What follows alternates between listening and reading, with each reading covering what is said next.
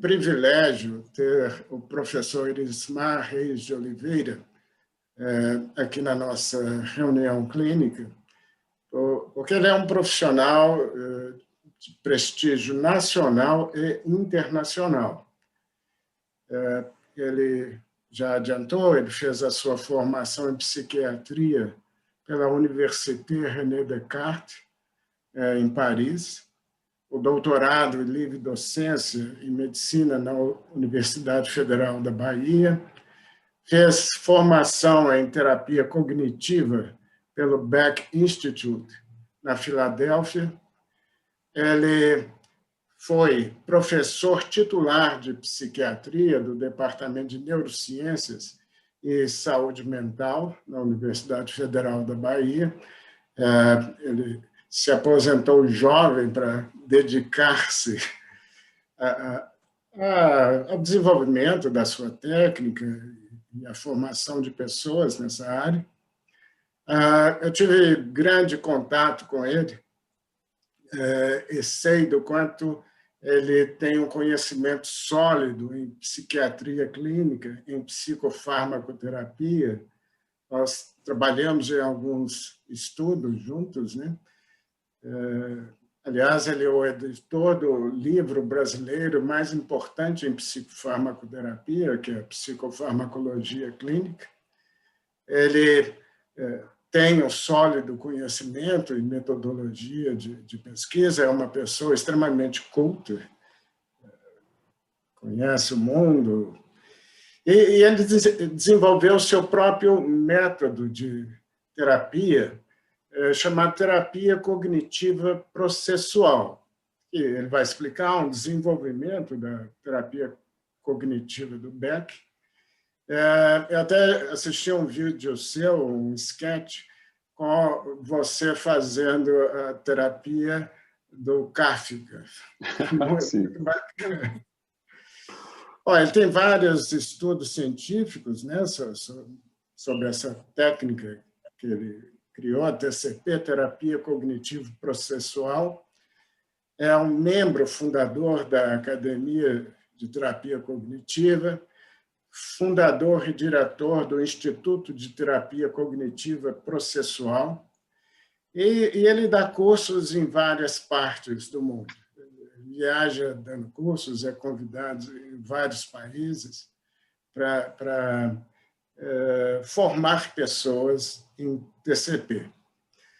Então, é realmente um grande privilégio de estar aqui conosco na nossa instituição falando sobre esse processo. Então, Fábio, o privilégio e o prazer é todo meu.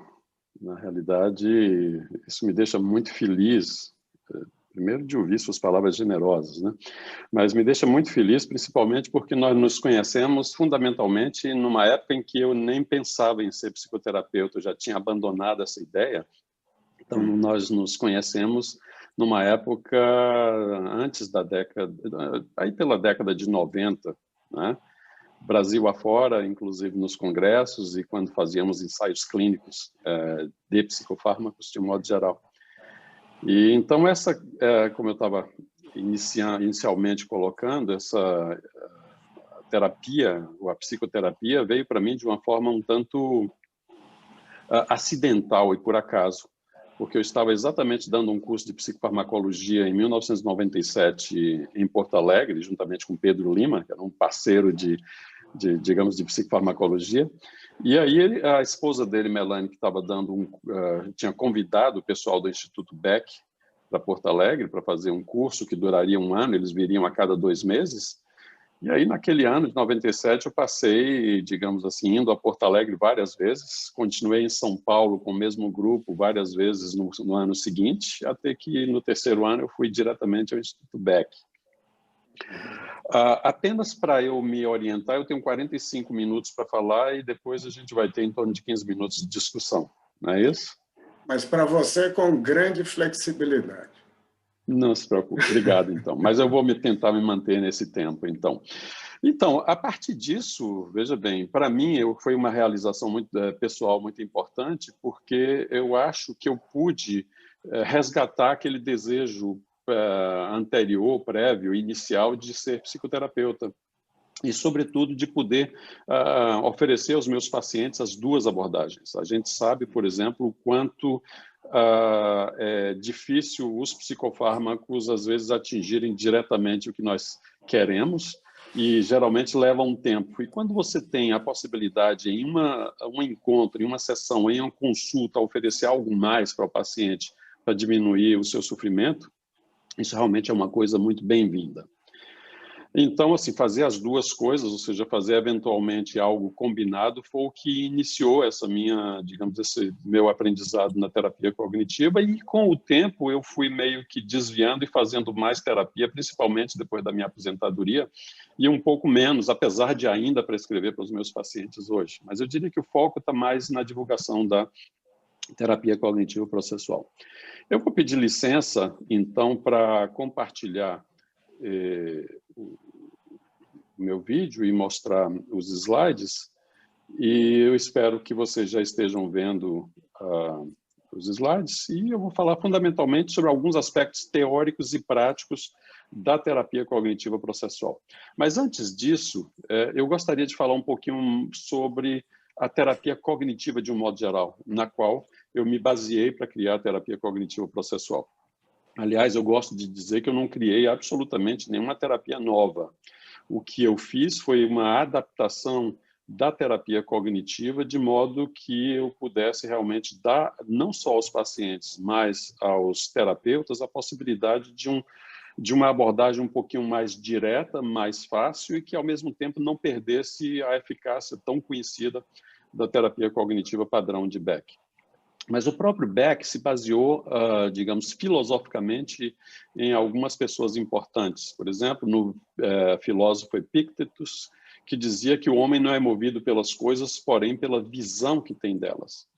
A gente vai encontrar isso igualmente em Marcos Aurelius, quando ele diz: se tu fores incomodado por alguma coisa externa, não é a coisa que te perturba, mas o teu julgamento sobre ela. E está no teu poder eliminar esse julgamento agora. Mas a minha grande surpresa foi quando eu estava lendo Crime e Castigo, de Dostoiévski, e aí eu me bati com digamos, esse trechozinho que eu gostaria de ler na íntegra para vocês. Um personagem que diz: olha, desculpe-me, claro que seria mais difícil para Katerina Ivanovna entender, mas você sabia que em Paris têm sido conduzidos experimentos sérios quanto à possibilidade de tratar a loucura simplesmente com argumento lógico? Um professor lá, um cientista de peso recentemente falecido, acreditava na possibilidade de tal tratamento. Sua ideia era de que não há nada realmente errado com o organismo físico do louco e que a loucura é, por assim dizer, um erro lógico, um erro de julgamento, uma visão incorreta das coisas. Ele mostrou gradualmente ao louco o seu erro e você acredita nisso? Eles dizem que ele foi bem-sucedido. Entretanto, como ele fez uso de duchas também, o quanto sucesso foi devido a esse tratamento permanece incerto. E aqui vem a ideia da comparação, né, já com Dostoiévski. Bom, pelo menos é o que parece, ele diz. Eu realmente gostei desse trecho, que eu não conhecia, foi realmente uma surpresa para mim, mas vocês vão ver que, fundamentalmente, a terapia cognitiva, já agora falando um pouco de Beck, foi chamada assim porque as técnicas visam a corrigir exatamente esses erros específicos e habituais do pensamento, já mostrado por aqueles filósofos e Dostoiévski, né? Como muitos terapeutas cognitivos que surgiram depois, Aaron Beck ele era psicanalista de formação e ele estava tentando provar os princípios da psicanálise na depressão, em pesquisa, quando, na realidade, ele acabou desenvolvendo inicialmente uma forma de psicoterapia mais dirigida exatamente para tratar a depressão e que foi ampliada posteriormente para muitos outros problemas psicológicos e psiquiátrico. Aqui está Aaron Beck, muito mais jovem, e sua filha Judith Beck, que hoje é presidente do Instituto Beck, mas lembrando que Beck fez esse ano 99 anos e ainda ativo, e o projeto de pesquisa dele atualmente é exatamente em algo que as pessoas não imaginam, ou seja, terapia cognitiva em esquizofrenia ou em psicoses, né? O que a terapia cognitiva tem como premissa básica? Aquilo que a gente viu nos filósofos, ou seja, o modo como as pessoas interpretam suas experiências determina o modo como se sentem e se comportam.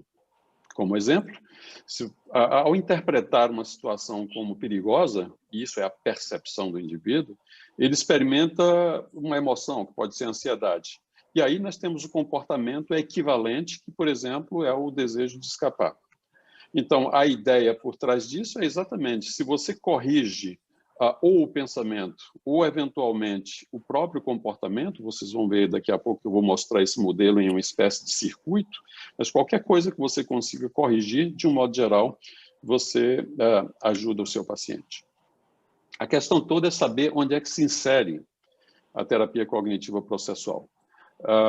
Ela foi criada fundamentalmente, como eu disse inicialmente, para eventualmente facilitar determinadas coisas nas quais eu achava que ou que não existiam na terapia cognitiva padrão, ou que era um pouquinho mais complicado para os pacientes entenderem. O fato é que, com o tempo, eu escrevi esses livros aqui. Esse primeiro livro ele é livre, ele pode ser baixado livremente da editora Intec. Mas depois uma editora americana acabou me convidando. Aqui, na realidade, foi um convite direto do Stahl, com quem eu sempre colaborei, onde, sabendo que eu tinha interesse em terapia cognitiva ou em psicoterapia de um modo geral, ele me convidou para fazer esse livro com ele, Integração entre Psicoterapia e Psicofarmacologia. Tem tradução pela Arte Médica. E, mais tarde, eu acabei, na mesma editora, publicando o Manual da Terapia Cognitiva Processual, que também tem tradução pela ArtMed.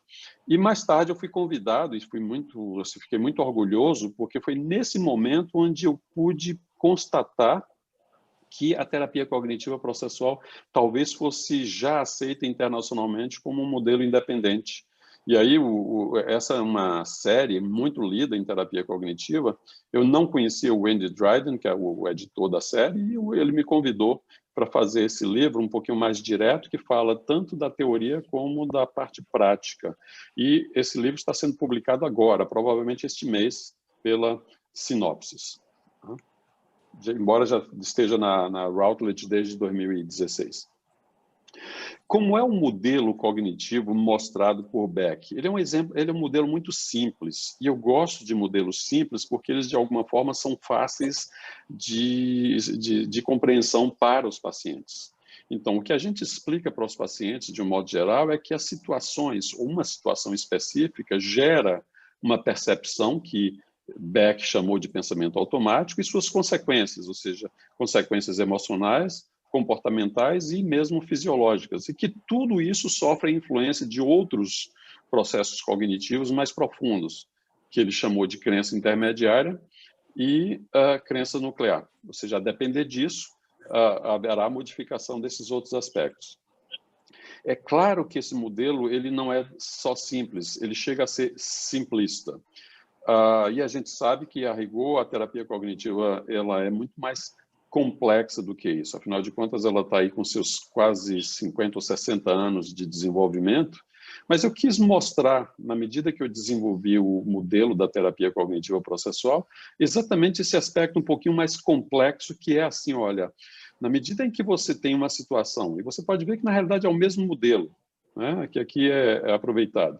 Na medida em que você tem uma situação específica que você percebe através do que se chama de pensamento automático, você tem uma emoção equivalente, mas essa emoção já determina o próximo ou próximos pensamentos. Da mesma forma que comportamentos, que você tem setas nos dois sentidos, e todos esses elementos, quando eles são combinados, nós temos aqui digamos assim, uma quantidade de possibilidades imensa. O que, de alguma forma, nos dá a ideia do que é a complexidade da prática da terapia cognitiva, que nos mostra, fundamentalmente, que a gente tem de ter técnicas específicas para lidar com tal situação, em tal transtorno, em tal paciente, e assim sucessivamente. Tá? A gente sabe, por exemplo, que digamos, fazer supervisão e passar por supervisão em terapia cognitiva é algo absolutamente fundamental, exatamente em função dessa complexidade de sua prática. Mas o que nós mostramos ao paciente, e aqui vocês veem o modelo, e como eu quis simplificar esse modelo, que se dá em 3 níveis, né? Como foi mostrado ali. E aí o paciente pode perceber isso exatamente com exemplos, ou seja, o paciente, na realidade, a gente mostra não só com exemplos outros, mas também com exemplos dele próprio, como isso forma uma espécie de circuito que não para, e que o objetivo é identificar essas percepções, que nem sempre são totalmente conscientes, e como, identificando esses pensamentos e modificando-os, a gente pode modificar emoções e comportamentos, ou, eventualmente, a gente pode utilizar técnicas comportamentais para, digamos, quebrar esse circuito, que eu chamei de circuito 1. Então, que é exatamente essa sequência que eu acabo de dar para vocês aí, que é um movimento dinâmico que acontece nas nossas 24 horas, talvez até mesmo quando a gente dorme. Tá? Então, o que diferencia a terapia cognitiva processual? São as técnicas, né? Eu criei um questionário que hoje digamos, está validado, ele é utilizado mundialmente, inclusive validado em inglês nos Estados Unidos, na Austrália, em países como Turquia, etc., onde você tem a possibilidade não só de identificar, mas quantificar a frequência e a intensidade desses pensamentos, inclusive com scores. Né? Isso em si já é terapêutico, quando o indivíduo percebe semanalmente digamos, esses erros de pensamento que estão contidos no questionário. Eu introduzi 2 técnicas para modificação dos pensamentos automáticos, são registros de pensamento, eu vou mostrar muito rapidamente o registro de pensamento intrapessoal, mas existe outro para avaliar questões interpessoais. E aqui, embora eu não vá mostrar para vocês, existe uma técnica assim, fundamental na terapia cognitiva que eu chamei de grade de participação, que é uma técnica que foi criada fundamentalmente para lidar com culpa, sentimento de culpa como quando algo aconteceu. Então, o paciente se culpa por alguma coisa e a gente pode ajudar o paciente frequentemente a se livrar dessa culpa em apenas uma sessão. E isso é uma coisa assim, muito interessante e foi principalmente demonstrado em um ensaio clínico que foi feito por Érica Duran, aluna de mestrado do Lutufo, no Instituto de Psiquiatria, e ela me disse que essa técnica foi a técnica fundamental e mais importante no transtorno de estresse pós-traumático. Não vou mostrar para vocês, mas é importante que o paciente entenda que determinados comportamentos, como nos transtornos fóbicos, por exemplo, eles se solidificam e eles permanecem durante a vida da gente ou, às vezes, durante tempo muito prolongado. E a gente, então, tem de mudar esses comportamentos utilizando determinadas técnicas para que o indivíduo modifique os pressupostos por trás desses comportamentos, ou os pressupostos que mantêm esses comportamentos. De modo que, nisso, eu chamei de circuito 2, quer dizer, um circuito a ser quebrado também com as técnicas da terapia cognitiva de um modo geral e, mais especificamente, com a terapia cognitiva processual, onde eu criei fundamentalmente 2 técnicas. Se a gente considerar que os experimentos comportamentais, onde nós temos aqui, por exemplo, a exposição que é fundamental em transtornos fóbicos, por exemplo, ou no transtorno de estresse pós-traumático, a gente sabe que a gente perde muito paciente na própria, digamos, com o próprio remédio que é amargo. E aí eu criei 2 técnicas para reduzir esse sofrimento e fazer com que o indivíduo se engaje mais nesse tratamento ou mesmo na exposição. Uma é a hierarquia dos sintomas codificados por cores e uma técnica que eu chamei de roleplay consensual, que é uma técnica para tomada de decisão. E os indivíduos, então, facilitam essa tomada de decisão exatamente com essa técnica que, infelizmente, eu não teria tempo para mostrar para vocês. E, finalmente, nós temos aqui o 3º nível de cognição, nesse mapa que eu estou apresentando para vocês, e que o paciente ele aprende progressivamente, porque isso é mostrado passo a passo. E aí o indivíduo aprende, então, que ele tem uma visão mais profunda das coisas, de si mesmo e do mundo, ou eventualmente do futuro, que Beck chamou de crenças nucleares. E as mudanças dessas crenças nucleares, elas são fundamentais para que realmente o indivíduo tenha uma mudança mais duradoura dos seus sintomas e, eventualmente, do seu transtorno. Então, nós temos crenças nucleares positivas, crenças nucleares negativas, que são, de alguma forma, desenvolvidas na história de um indivíduo, principalmente desde a infância, Então, a gente investiga essas coisas também, e alguns aspectos da vida do indivíduo, de alguma forma, fizeram com que as crenças negativas se estabelecessem mais. A gente vê isso muito claramente, principalmente nos transtornos de personalidade, mas também o indivíduo teve coisas eventualmente positivas, e a gente espera, na sua história, que fez com que ele desenvolvesse um lado mais positivo em sua vida, uma visão mais positiva.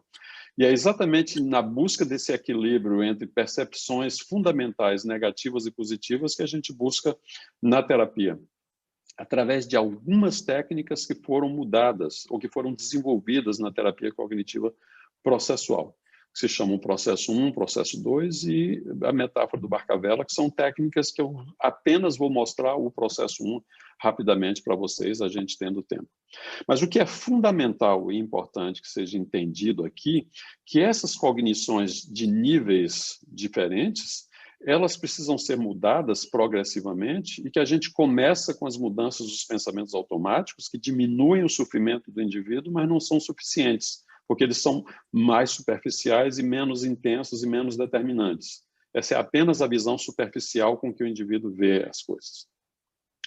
Mais profundamente, os pressupostos e regras que o indivíduo desenvolveu ao longo de sua vida e, fundamentalmente, a forma como o indivíduo vê, é como se fosse o seu DNA, é como as coisas são, eu vejo assim, né? Que Beck chamou de crença nuclear. Então, a gente pretende, principalmente, e esse é um dos objetivos mais fundamentais na terapia cognitiva processual, que é reestruturar crenças nucleares. E a gente mostra realmente que é uma espécie de, essa aqui utilizando a metáfora da engrenagem, que na medida que a gente modifica uma coisa, a gente está modificando as outras. Rapidamente aqui para mostrar para vocês uma das técnicas que eu chamei, utilizando a metáfora do detetive, ou a lente do detetive da mente, e que existem várias versões, essa é a mais simplificada, mas existem algumas versões um pouquinho mais sofisticadas, na qual, essa aqui, na qual a gente quer principalmente mostrando exatamente esse modelo, então o paciente vê isso facilmente, porque ele já aprendeu, como ele pode, por exemplo, identificar cada um desses elementos, os pensamentos, os sentimentos e os comportamentos, e como a gente pode reduzir ou desacelerar ou mesmo modificar esse circuito que foi mostrado simplesmente com algumas perguntas. Por exemplo, será que esse pensamento, eu não vou conseguir fazer tal trabalho, coisa desse tipo, será que isso é uma distorção? Se for, a gente já ensinou o paciente quais são os tipos de distorções cognitivas, de modo que ele pode dizer claramente se isso aqui seria, por exemplo, uma personalização, uma catastrofização ou previsão do futuro catastrófica, leitura mental, etc. E o indivíduo investiga ou aprende a investigar também quais são as provas que ele utiliza para manter esse pensamento, que é onde geralmente o indivíduo está mais focado. E ao fazer essa técnica, ele vai progressivamente aprendendo a utilizar ou buscar as provas contra tais pensamentos. O objetivo fundamental é fazer com que esse pensamento original e mais negativo passe a ser vista de uma outra forma e mais reflexiva.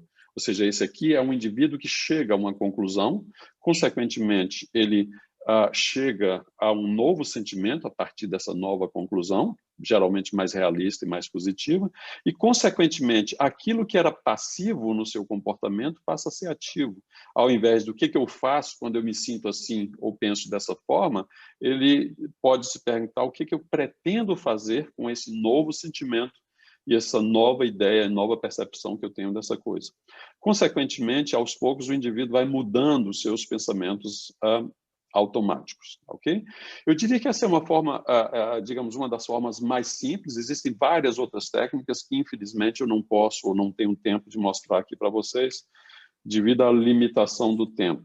Mas eu gostaria de poder falar um pouco mais daquilo que foi o que motivou o próprio nome da terapia cognitiva processual. E quem me inspirou foi exatamente a leitura de Kafka. Ou seja, eu tinha lido Kafka na minha adolescência e pude relê-lo, inclusive, quando eu estava desenvolvendo essa técnica ou essa abordagem, e o que eu pude ver é que eu poderia interpretar o processo como fundamentalmente uma espécie de acusação que o indivíduo tem sobre si mesmo ou sobre as pessoas e que equivalem exatamente à visão fundamental que o indivíduo tem de si mesmo através do que Beck chamou de crença nuclear negativa.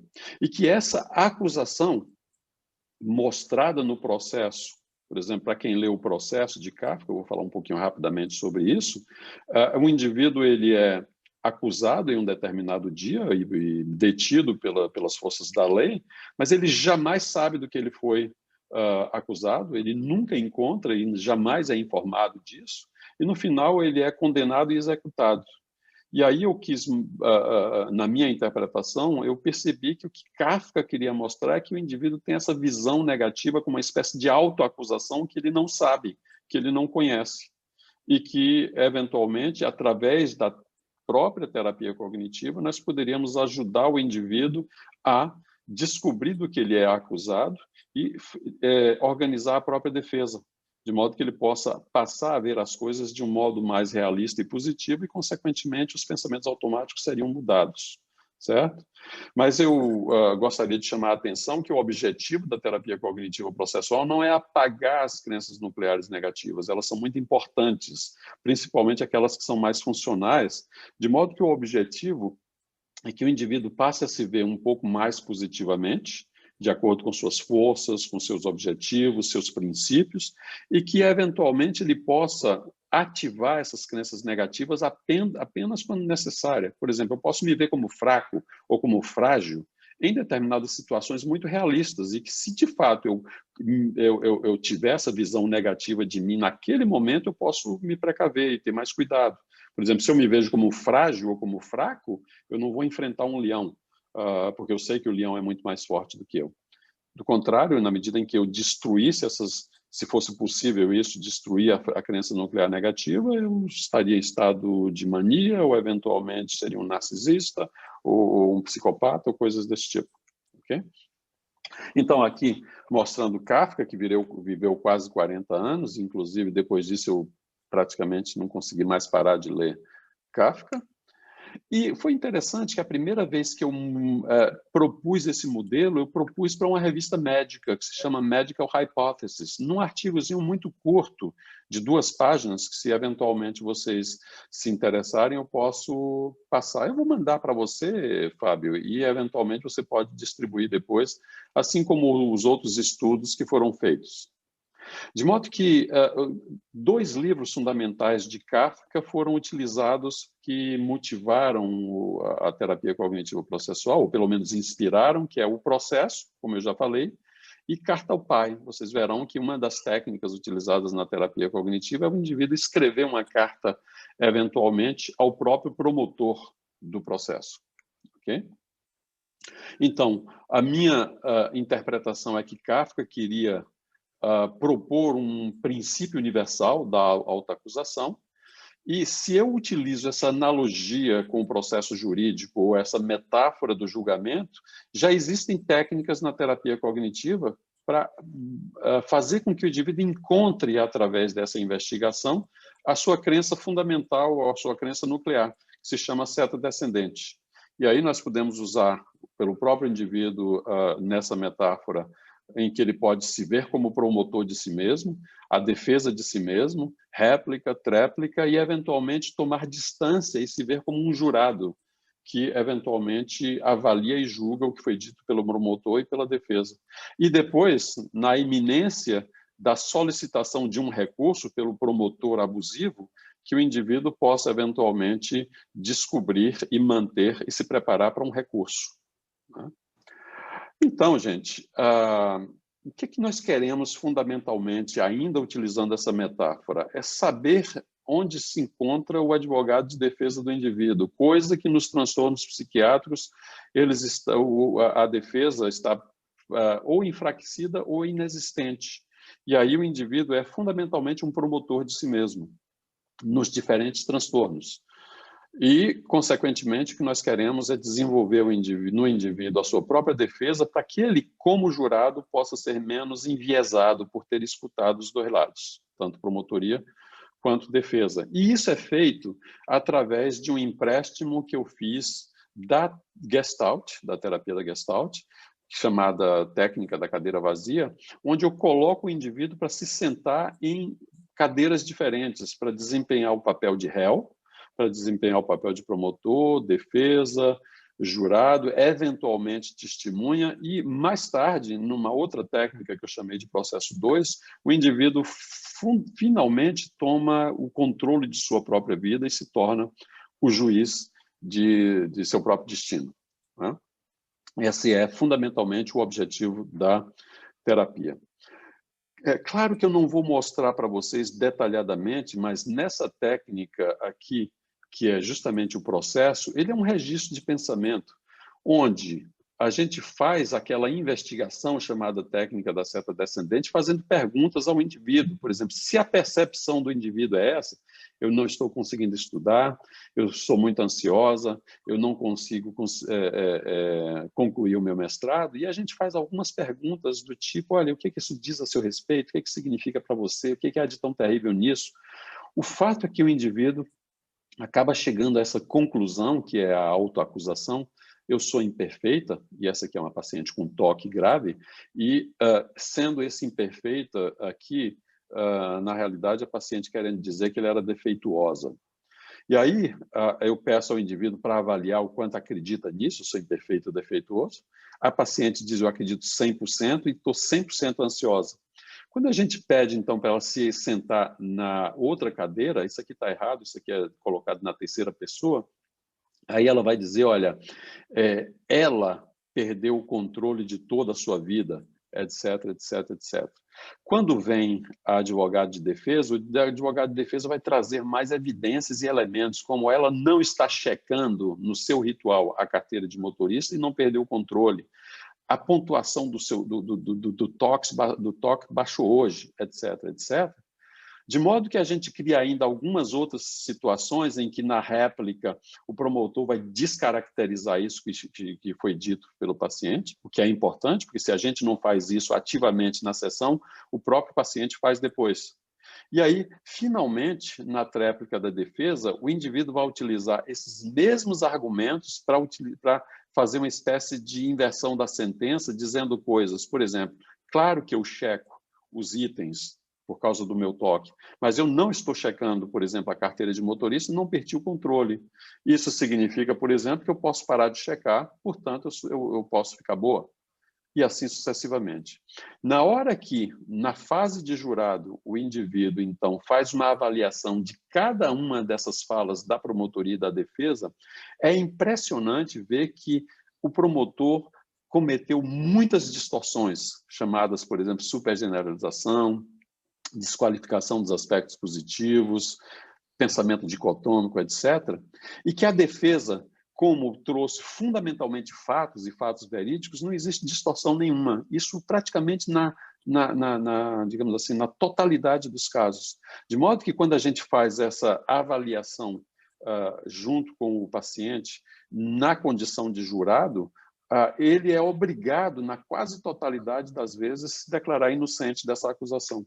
E vocês veem aqui que a cada momento a gente vai avaliando quanto o indivíduo acredita, qual é a intensidade da emoção, vai progressivamente sendo reduzida. O indivíduo vai acreditando menos e a emoção equivalente vai diminuindo. E a gente, então, passa para uma outra fase da técnica, que a gente chama de seta ascendente, onde as perguntas que a gente faz vão levar o indivíduo a chegar, por exemplo, à conclusão nessa paciente de toque, que ela é uma pessoa normal. E, consequentemente, na medida em que ela chega a essa conclusão e busca evidências ainda naquela sessão, de que, por exemplo, ela conseguiu conquistar a carteira de motorista, não está checando mais, que ela conseguiu conquistar a carteira de estudante, não está checando mais, consequentemente, ela é uma pessoa normal. E, ao ver esses aspectos, o paciente pode, então, acreditar muito menos. No caso dessa paciente, no início da sessão, ela acreditava 100% ser imperfeita ou defeituosa, e, no final, ela acredita apenas 40%. E a emoção, a ansiedade que estava presente, desceu também para 40%. Né? Então, gente, eu tenho talvez, se me resta, se não me engano, alguma coisa como 20 minutos, não é, Fábio? E aí eu vou apresentar um pouco para vocês, para que a gente tenha tempo, eu espero que a gente deixe ainda uns 15 minutos para que, eventualmente, a gente possa ter alguma discussão. Eu não vou apresentar para vocês todos os estudos que foram realizados, apenas alguns mais importantes, mas a questão é essa: será que a gente já pode dizer que a terapia cognitiva processual é uma abordagem baseada em evidências? Apenas dizendo para vocês que atualmente está sendo realizada uma meta-análise onde se buscam exatamente a integração desses estudos que foram realizados. Mas aqui eu vou apresentar para vocês fundamentalmente 4. Um estudo que foi realizado com pacientes de qualquer diagnóstico, um com fobia social, um com depressão e um com transtorno de estresse pós-traumático. Nesse estudo feito com pacientes apresentando qualquer diagnóstico, a gente teve vários diagnósticos diferentes, o que a gente quis avaliar era se, de fato, na medida em que a gente utilizava aquela técnica de mudança da percepção fundamental que o indivíduo tem de si mesmo, que é a crença nuclear, se isso, de alguma forma, modificava essa crença e se isso reduzia digamos, a autocrítica do indivíduo. E o que a gente vê aqui, fundamentalmente, nesse estudo que envolveu 166 pessoas, e que foi um estudo multicêntrico nacional, os pacientes, naquela sessão avaliada em que a técnica foi utilizada, começavam acreditando 80% na crença nuclear, ou seja, eu sou um fracasso, eu sou incompetente, eu sou incapaz de ser amado, eu sou mau, ou qualquer coisa nesse sentido. E, no final das contas, no final da sessão, o indivíduo acreditava apenas 20% nessa crença. E a emoção equivalente, que estava também alta, 86%, baixava para, em média, 19% nesses pacientes. Ok? Como esse estudo ele não foi um estudo randomizado, eu quis saber, a depender da técnica utilizada, por exemplo, se a gente utilizasse a técnica da cadeira vazia ou simplesmente não mudasse o paciente de posição, se isso traria alguma diferença. E aqui nós fizemos um estudo pequeno, também multicêntrico nacional, mas esse foi randomizado. E aí a gente pode ver claramente que, no global, os pacientes, de forma semelhante àquele outro estudo, começavam acreditando 85% nessa autoacusação, ou seja, na crença nuclear, e caía para, em média, 18%, a emoção de 82% para 16%, mas o que foi interessante é que a gente pôde ver uma diferença na técnica. Se eu utilizo uma cadeira apenas, ou se eu utilizo a técnica da cadeira vazia, da Gestalt, a gente vai ter aqui uma mobilização de emoção muito maior. De modo que, por exemplo, na hora que a gente chama o promotor, aqui o aumento da intensidade emocional vai ser muito maior na cadeira vazia, 92% ou 93%, do que na forma estática, que não variou, não mudou praticamente nada. E que, no resultado final, a gente pode ver que com a cadeira vazia, o indivíduo passa a acreditar menos, em torno de 12%. E com com a ausência da técnica da cadeira vazia, ou seja, com a técnica estática, o indivíduo acredita 23%, ou seja, baixou para 23%. Eu já acho fantástico esse resultado aqui, mas a gente conseguiu ainda mais, em torno de 10% de redução com a técnica da cadeira vazia. O que mostra hoje, por exemplo, que a gente geralmente só utiliza essa técnica principalmente fazendo mudança de cadeira, mesmo quando a gente faz paciente em teleterapia. Ou seja, atualmente, como é essa forma como nós estamos atendendo, a gente pede o indivíduo para se apresentar. Não sei se vocês estão me vendo ou se estão vendo Vocês estão me vendo numa telazinha pequena? Sim. Sim. Ok, Estamos. então, nesse caso aqui, por exemplo, a gente pode pedir o indivíduo para ser promotor nessa posição, falando do paciente, e pode pedir o indivíduo para ser a defesa na outra posição. Pode pedir o indivíduo para ser digamos, o réu nessa posição. Então, essa mudança de cadeira faz com que haja uma mobilização de emoção muito maior. Tá? Esse próximo estudo que eu vou apresentar para vocês, que foi feito no Departamento de Psicologia na USP de Ribeirão Preto, portanto, foi também um estudo independente. Eu vou mostrar para vocês, foi um estudo feito em fobia social pela Kátia Caetano, no doutorado dela, que não houve diferença, ou seja, você vai ver aqui, aliás, houve uma diferença grande, porque aqui a comparação foi feita da TCP, Trial-Based Cognitive Therapy, a TCP com uma lista de controle. E aí, uma lista de espera, desculpa, o controle sendo uma lista de espera.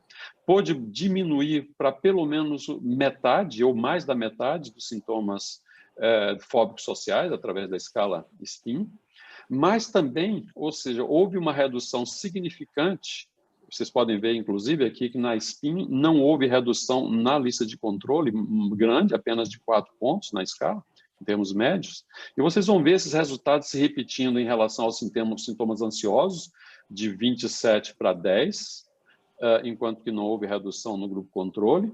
Vocês vão ver na escala de desconforto, de ansiedade e desconforto, diminuindo de 50 para 15, sendo que eventualmente não modifica quase nada no grupo controle, mas o que houve de diferente e bastante, digamos assim, consistente, foi a mudança dos sintomas depressivos presentes, ou seja, que baixou de 21, em média, para 7% nesses pacientes. Desculpe, não 7%, mas no score da escala de Beck, de 21 para 7, coisa que não se observou no grupo controle.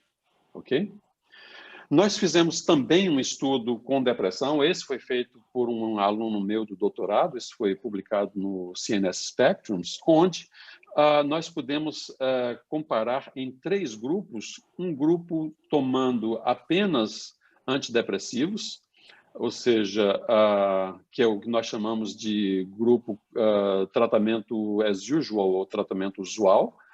Esses pacientes, na realidade, vocês vão ver que eles não melhoraram com o tempo por uma razão muito simples. Não é que o antidepressivo não os tenha melhorado, porque esses pacientes, para entrarem no estudo, eles teriam de ter pelo menos 2 meses em uso de antidepressivo. E, a partir desse momento, nós acrescentaríamos 2 tipos de psicoterapia. Uma que eu considero padrão ouro, que é a ativação comportamental na depressão, e o outro foi a TCP. De modo que o objetivo aqui era ver o quanto a terapia adicionava ao antidepressivo. De modo que não é uma comparação com a eficácia do antidepressivo, é bom que isso fique bem claro para vocês. Então, houve 3 avaliações e houve realmente, digamos, um acompanhamento, mas é muito importante que veja que o nível de abandonos nos antidepressivos apenas foi muito alto. Depois a gente viu na literatura que isso é um achado habitual. E a razão disso foi muito simples, porque os pacientes queriam ser randomizados para a psicoterapia. E aí, alguns pacientes, eles abandonavam o tratamento imediatamente depois da randomização, porque eles não queriam, de fato, eles já tinham o tratamento antidepressivo e eles queriam ou seja, cair no grupo da psicoterapia.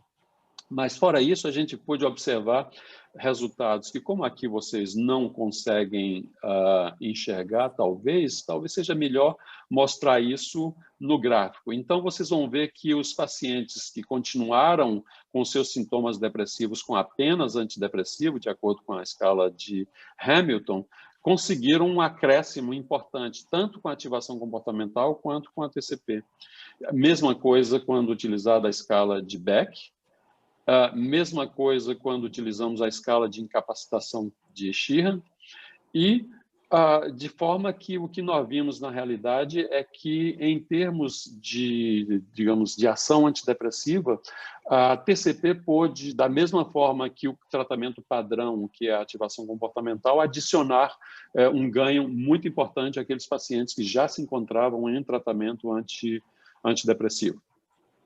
Finalmente, eu mostro para vocês aqui muito rapidamente, para deixar um tempo para a gente de discussão, o estudo que foi mostrado, que foi realizado no Instituto de Psiquiatria da USP, por Érica Duran, pelo grupo do Lotufo, que envolveu 95 pacientes randomizados e que, em termos de sintomas de estresse pós-traumático, de acordo com a escala de Davidson, vocês vão ver que houve uma baixa similar tanto nos pacientes em terapia cognitiva processual na exposição prolongada, que foi o grupo de controle, ou pelo menos de contraste, como se prefere dizer, e que, de fato, houve uma redução que não foi diferente, embora possa parecer que na TCP baixou um pouco mais, mas não conseguiu se mostrar a diferença aqui, embora tenha 10 pontos a menos com a TCP. Okay? Mas a gente pôde ver, desculpe, a gente pôde ver que, em termos de sintomas depressivos, houve uma diferença significante com a TCP, coisa que não se mostrou, ou seja, comparado exatamente com a exposição prolongada, houve uma diferença, digamos, mais favorável à TCP, ou seja, mostrando aqui que esses pacientes desceram para 8 e que desceram para quase 13 na exposição prolongada. Okay? Redução em ambos igual em termos de sintomas ansiosos. Gente, uma outra coisa que eu esqueci de dizer e que foi mostrado e que foi diferente também, que não está mostrado nessa tabela aqui, foi que na TCP houve significantemente menos abandono de tratamento com a TCP do que com a exposição prolongada. Ok? E eu tinha prometido a vocês fazer um comentário que a Érica fez durante esse estudo, que a técnica que mais mobilizou os pacientes, embora o processo que eu acabei de mostrar para vocês tenha sido uma técnica muito importante, mas que a técnica que para ela fez a grande diferença foi a grade de participação, que conseguia reduzir o sentimento de culpa nesses pacientes, que na realidade são vítimas, mas que se veem como culpados, e que houve uma redução muito importante nesses pacientes do sentimento de culpa, e que esse sentimento de culpa, de um modo geral, quando desaparecia ou reduzia-se grandemente, era mostrado, inclusive, ao final de 3 meses de acompanhamento desses pacientes nesse estudo de estresse pós-traumático. Gente, baseado nisso, o mesmo grupo, agora, de alguma forma, eu estou participando, nós estamos fazendo um outro ensaio clínico, agora comparando com 2 outras psicoterapias, ou seja, a TCP está fazendo um estudo de estresse pós-traumático na pandemia ou devido à pandemia, comparando isso com mindfulness e comparando também com psicologia positiva. E a gente tem feito também estudos preventivos na escola e isso, infelizmente, a gente não pode falar agora, mas são estudos que estão sendo realizados e que vão continuar, e eu espero poder ter boas notícias para vocês no futuro. De modo que eu gostaria de agradecer a atenção de todos vocês e espero que eu não tenha falado muito rápido. Isso foi exatamente com o objetivo de entrar nesses 45 minutos que me foram determinados. Eu não sei se eu ultrapassei um pouco. Olha, excelente apresentação, muito clara. Podemos abrir para perguntas e algum comentário.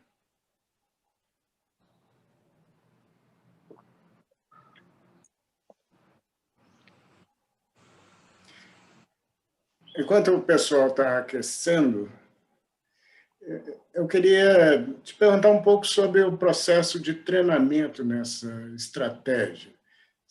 É necessário fazer uma formação em terapia cognitiva antes, ou pode-se ir direto para a sua técnica? Sim, pode continuar. Por favor. Ok, na realidade não é uma exigência ter conhecimento de terapia cognitiva padrão ou de outro tipo de psicoterapia, mas é desejável.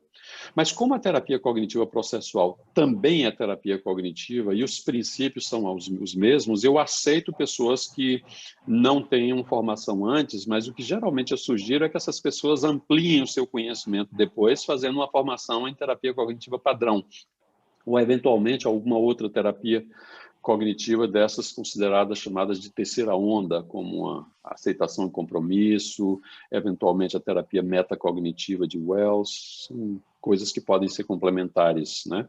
Eu considero, na realidade, que essas terapias elas trazem aspectos diferentes e cada uma tem uma contribuição diferente, de modo que nunca é ruim ou indesejável que o indivíduo conheça outros tipos de terapia, mas que não faça também coxa de retalho, ou seja, que escolha uma e que consiga ser o mais competente possível naquela que ele escolheu.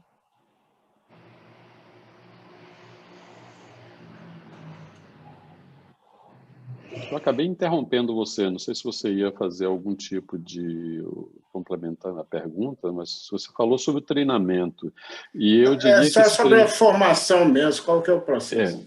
Pois é, o processo da formação ele é feito num período relativamente curto, então são 22 aulas semanais, com duração de 2 horas, com material de vídeo de mais 2 horas semanais, o que dá 4 horas de trabalho, entre 4 e 4,5 horas de trabalho semanal. E ao final de 5 a 6 meses, a depender do número de feriados, o indivíduo já está com a sua formação pronta, mas aí ele tem de passar por uma espécie de qualificação comigo, ou seja, ele tem de, se ele quiser só a formação, eu não faço exigência nenhuma, ele apenas tem o certificado final de que acompanhou o curso. Se ele quiser se dizer terapeuta cognitivo processual, então ele tem de fazer um relatório semanal sobre aquele material que foi distribuído em vídeo, de modo que eu tenha certeza, ou tenha pelo menos a comprovação de que o material foi visto por essa pessoa. E no final o indivíduo faz um exame de qualificação comigo para demonstrar que aprendeu as técnicas. Então, essa formação ela é relativamente rápida, em 5, 6 meses. Muito bom.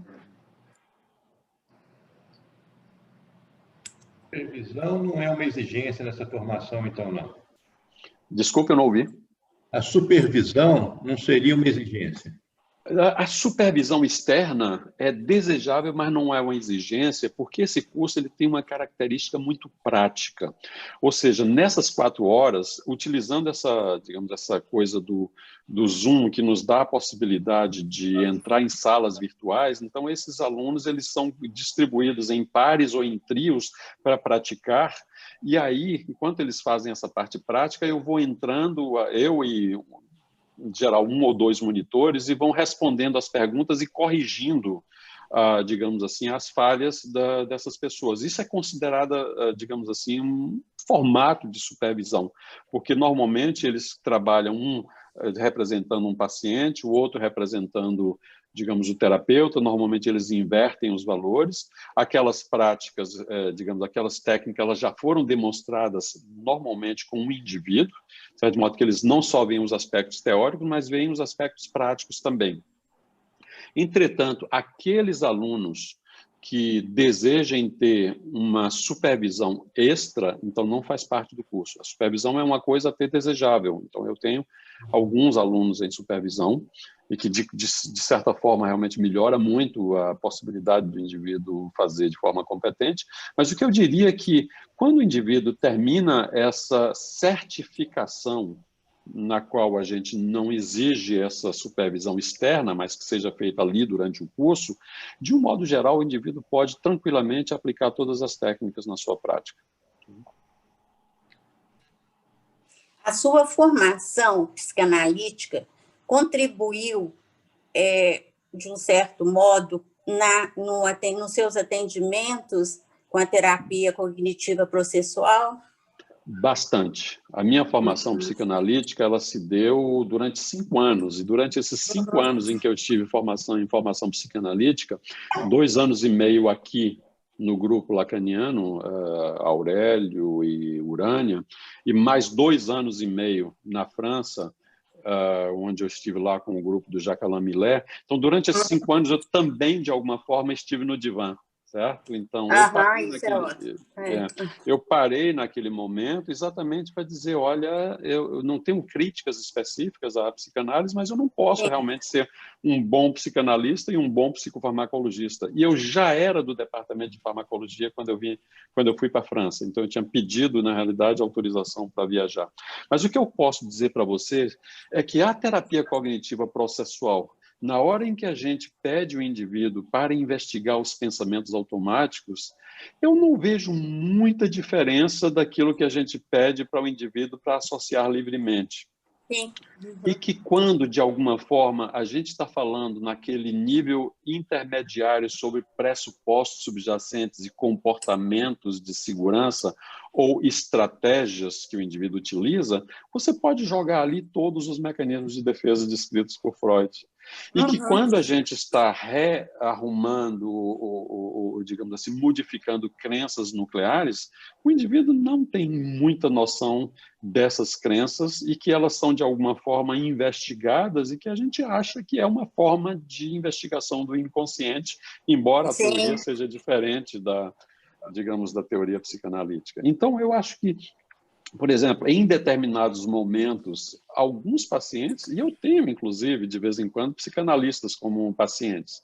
Agora, por exemplo, eu tenho uma psicanalista como paciente, e na segunda sessão eu disse, eu vou perder essa paciente. Ela não vai ficar aqui, porque ela mostrou uma resistência muito grande quando eu utilizei determinadas técnicas. E ela disse, olha, eu já conheço, eu já sei essas coisas todas, eu já fiz aí anos de análise isso. Aí eu disse, olha, eu vou dar um salto. E quando, então, eu parti para a modificação de crenças, a coisa mudou completamente de figura com essa pessoa. Então, eu não a perdi como paciente. Ou seja, a gente tenta ser flexível. Então, há determinados momentos em que é mais importante ter uma escuta do paciente do que ficar naquela de, eventualmente, utilizar técnicas específicas da terapia cognitiva. Embora, progressivamente, a gente vai ensinando essas habilidades para o paciente. Né? Então, eu acho que, respondendo à sua pergunta, sim. Acho que houve, de alguma forma, uma influência importante. Muito obrigada. Nada.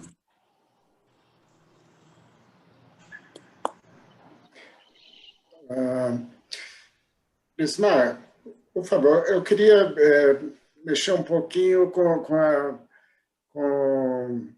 o seu lado científico.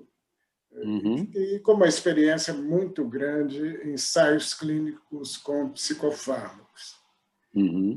Fazer ensaio clínico com psicoterapia, eu avalio que é algo extremamente mais difícil. Por exemplo, pegar um grupo comparativo como lista de espera.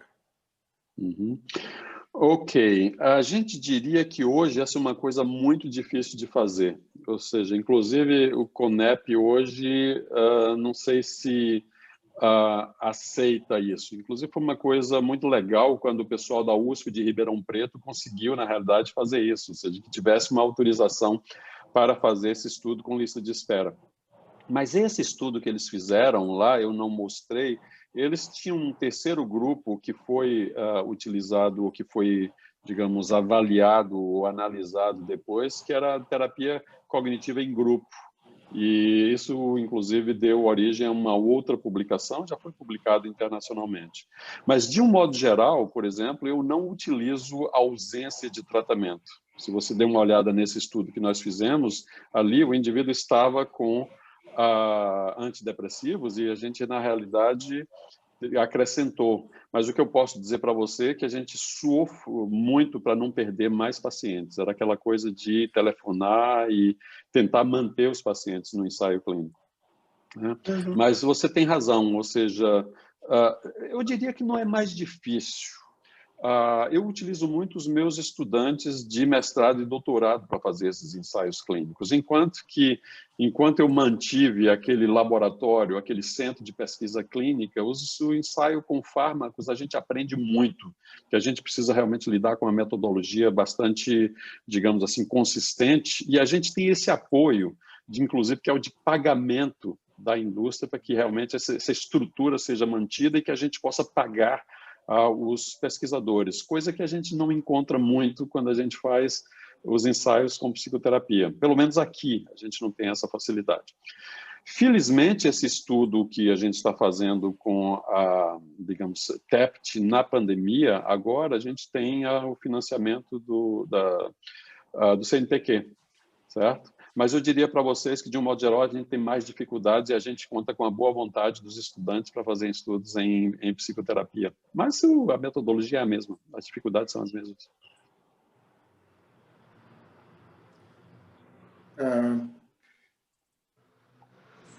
Vou fazer a última pergunta, se ninguém mais aparecer. Eu não sabia que os alguém... mineiros, na realidade, fossem tão tímidos. Quem sabe a gente pudesse estimular um pouquinho aqui a exposição, né? Se alguém quiser fazer a pergunta, eu dou o lugar. Se não quiser, eu faço a pergunta, por causa do horário. Ok, então eu vou fazer a pergunta. Aliás, eu estava conversando com você sobre isso. Eu brinquei com você que a terapia, perguntei a terapia cognitivo-processual se ela seria uma TCC Plus. E esse Plus, o que significaria? Ok, tem um livro escrito especificamente para isso, que é aquele livro verde que eu mostrei. É um livro pequeno e que está sendo publicado agora. E o título da série é Características Distintivas. Então, todos esses livros da série serão publicados em português agora. Então, o meu está saindo agora, tem um outro do Leary que vai ser lançado em breve. E nessa série o que eles perguntam é exatamente isso. O que essa terapia tem de distintiva? Ou seja, o que ela tem como característica que a diferencia das outras terapias? E eu descrevo isso a série ela mostra, ela pede 15 características, são sempre 30 capítulos, né? Então 15 diferenças teóricas e 15 diferenças práticas. Na diferença teórica, a gente falaria, por exemplo, nessa coisa de um diagrama, aquele mapa que eu mostrei para vocês, diferente, e que facilita muito mais digamos assim, eu diria, a adesão ao tratamento pelos pacientes, ou seja, os pacientes parecem entender mais, digamos. E existe uma diferença teórica importante, por exemplo, na terapia cognitiva processual, a gente só tem 10 técnicas.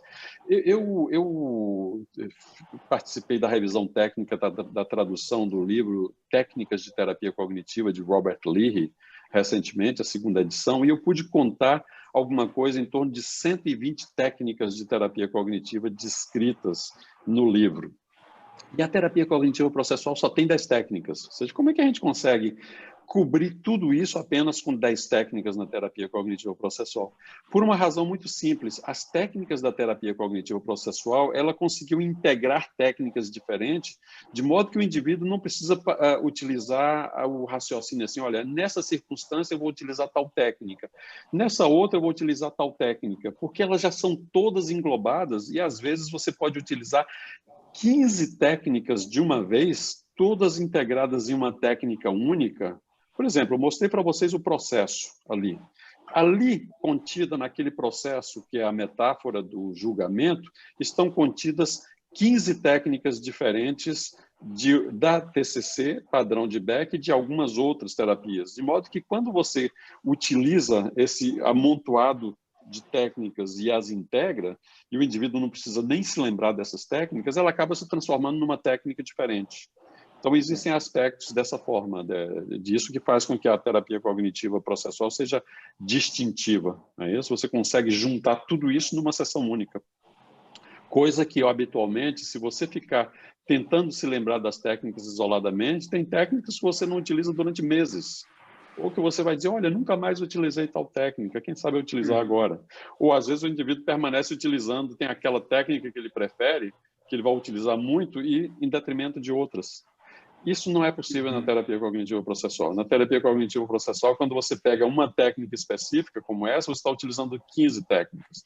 Quando o indivíduo está utilizando a técnica de tomada de decisão, que eu chamei de roleplay consensual, ele está utilizando alguma coisa entre 7 a 10 outras técnicas de outras abordagens. Okay? E aí consegue cobrir praticamente tudo da terapia, ou grande parte da terapia cognitiva padrão. Ok. Olha, Elismar, somos muito gratos a você por essa sua generosidade de arrumar um tempo na sua agenda nacional e internacional para falar aqui para nós. Foi excelente a sua exposição. Muito, muito grato mesmo. Eu é que agradeço, Fábio. Assim, fiquei muito feliz de falar para vocês e estou à disposição para mandar artigos, eventualmente continuar em, eventualmente, algum tipo de contato com vocês. E, bom, usem como quiserem ou desejarem. Eu posso mandar, inclusive, os artigos para você e você pode, inclusive, distribuir para o grupo depois. Tá ok? E, inclusive, eu falaria dos vídeos. Você citou o vídeo de Kafka. Aquele vídeo ele está livre. Então, é uma forma de mostrar a técnica, mas tem vários outros. Por exemplo, naquela questão do suicídio, eu fiz uma peça teatral onde eu representei o Mr. Porter da série As 13 Razões Por Quê, mostrando como eventualmente poderia se atender àquela paciente para fazer a prevenção de suicídio. Isso também está no YouTube livremente, você pode inclusive ver as técnicas praticamente digamos assim, numa peça de teatro, e que é bastante realista, porque a paciente, que na realidade é representada por uma aluna de psicologia, não sabia nada da terapia cognitivo-processual, de modo que eu fiz o atendimento como se fosse uma paciente real, e ela fez um papel extraordinário representando justamente a Hannah Baker, daquela série. E mais recentemente, para quem gosta de literatura, espero que não esteja me prolongando muito, quem gosta de Machado de Assis, eu fiz uma peça teatral sobre ciúme patológico em que eu atendo Bentinho, que faz a acusação a Capitu de ser infiel. Se vocês quiserem ver, também está livre no YouTube. Se vocês botarem lá Irismar, Capitu, Bentinho, etc., vocês vão cair nessa peça. Tá ok? Maravilha. Agradeço mais uma vez. Obrigado, Irismar. Um grande prazer rever você novamente. Um grande abraço, professor. Aprendi muito, viu? Muito obrigado. Muito obrigada. Um abraço. Um abraço. Tchau, Sandra.